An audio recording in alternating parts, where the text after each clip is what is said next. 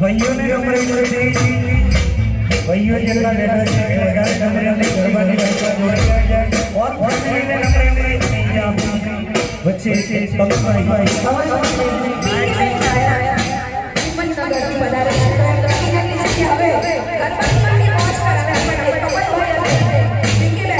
જય જય જય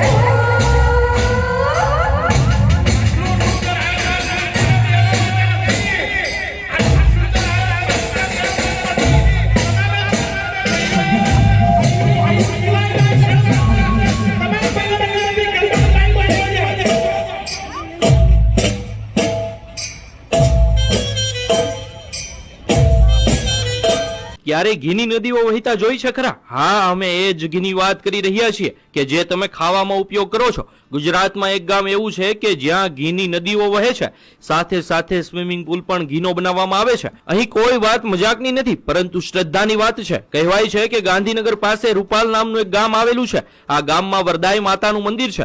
પાંડવોના સમયથી જ અહીં એક પલ્લીની રચના કરવામાં આવે છે કે જે પલ્લીની અંદર લોકો ઘી ચડાવીને પોતાની માનતા પૂરી કરતા હોય છે.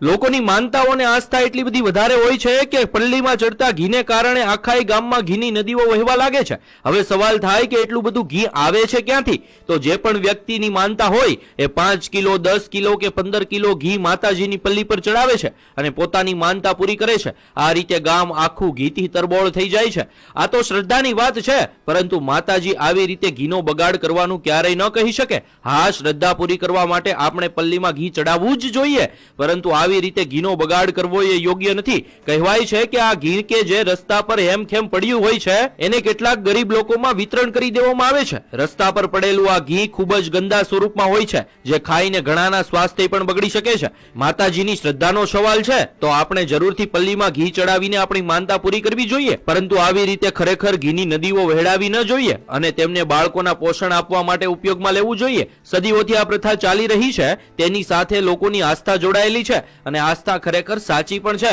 પણ ભગવાન જ કહીને ગયા છે અને આપણા શાસ્ત્રોમાં પણ લખ્યું છે કે અન્નનો બગાડ ક્યારેય કરવો ના જોઈએ. એ ખરેખર ભગવાન જ છે. અહીં ઘીનો બગાડ આપણે ચોખ્ખો જોઈ શકીએ છીએ, તો ખરેખર આ બાબતથી આપણે થોડુંક જાગૃત થવું જોઈએ. ગુજરાતમાં આજે પણ 10%થી પણ વધારે લોકો કુપોષિત છે અને કુપોષિત બાળકોનો જન્મ પણ થયા રાખે છે.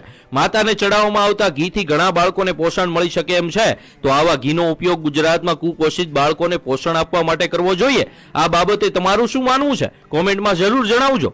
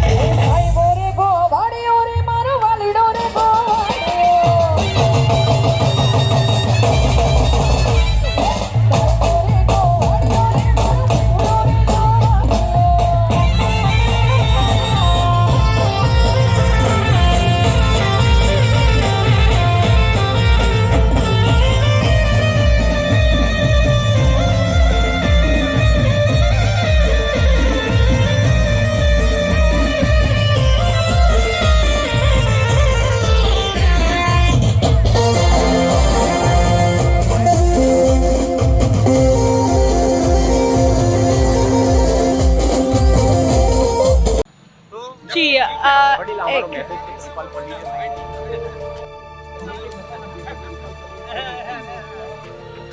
मुझसे सवाल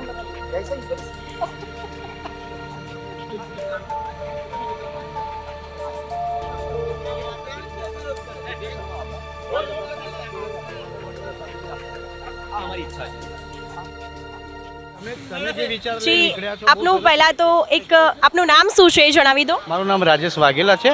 હું એક સોશિયલ એક્ટિવિટીઝ છું. મેં આ બોર્ડ જોયું હા એટલે આ જે છે અને મેં આ વાંચ્યું એટલે ઊભો રહ્યો છું કે આ જે મુમેન્ટ લઈને નીકળ્યા છે બહુ સરસ છે. આપણે કોઈની આસ્થા દુભાવવા નથી માંગતા, બરાબર છે. એક ચમચીથી અભિષેક થઈ શકે છે, આ રાઈટ વાત છે એમની, બરાબર છે. અને મેં જ્યાં સુધી જાણ્યું છે, હું જ્યાંથી જોતો આવું છું ત્યાં સુધી એ જે ઘી છે નાના લોકો એનો ઉપયોગ કરે છે. ભાઈ માટીવાળું એવું પગોમાં કચરાયેલું ઘી એના બાળકો ખાય અથવા એ લોકો ખાય તો એ લોકોને શારીરિક કોઈ બીમારી બી થઈ શકે છે. તો આમનો વિચાર મને ગમે છે અને ખરેખર થવું જોઈએ.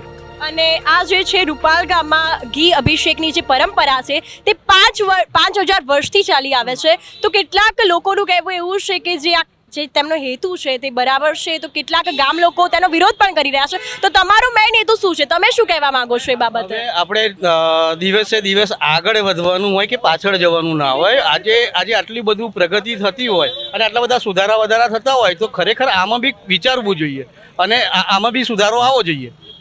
મારું મંતવ્ય આ છે. પણ કેટલાક જે લોકો છે, એજેડ લોકો છે, જે વર્ષો પરંપરામાં માનતા આવે છે, તો તેમનું કહેવું એવું છે કે જે આ પરંપરા જે છે તે તેમને જાળવી રાખવા માંગે છે. તો તે અંતર્ગત આપ શું કહેવા માંગો છો? એ ખોટી અંધશ્રદ્ધા ફેલાવવાનો પ્રયાસ કરી રહ્યા છે. એટલે ખોટી અંધશ્રદ્ધા આજના જમાનામાં આવા અંધશ્રદ્ધામાં જીવીશું તો પછી મતલબ જ નથી. તો આ ખોટી અંધશ્રદ્ધા છે અને આનો રોગ થવો જોઈએ. આપનું નામ શું છે? રાજેશ વાઘેલા. ઓકે, તો રાજેશભાઈએ જણાવ્યું તે અનુસાર તેમનું કહેવું એવું છે કે આજના જમાનામાં જે આ પરંપરા ચાલી આવી છે તે આજના જમાના પ્રમાણે આ જે પરંપરા જે ચાલે છે તે પ્રમાણે હવે સુધારો લાવવાનો તેમાં જરૂરી છે. તો કેટલાક લોકોનું કહેવું એવું છે કે આ જે પરંપરા જે છે વર્ષો જૂની છે તે ચાલતી રહેવી જોઈએ. તો કેટલાક લોકો આની સાથે સહયોગ આપી રહ્યા છો, તો કેટલાક લોકો આનો વિરોધ પણ કરી રહ્યા છે. આપણે અનેક બીજા કેટલાક દર્શકોની આપણે શું કહેવા માંગે છે તે વિશે માહિતી લઈશું. હવે આપણે